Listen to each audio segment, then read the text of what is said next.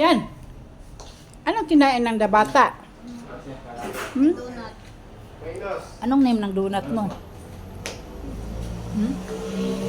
Mag-say hi ka kay Tita B. Hello, tita. Uy, maot man. Sige, sige. Sabihin mo talaga, I miss you, Tita. Miss you, tita. Maot man eh. Hmm. Busog ka na. Anong kinain mo kanina? Chicken. At pansit. Ano pa? May pa. May pa. Bulong-bulong ka pa ha. Ayun binili mo sa money galing kay Ma'am Kadundoy. Yung same. Ha? Yung same. Saan nga na? Yung same sa dati.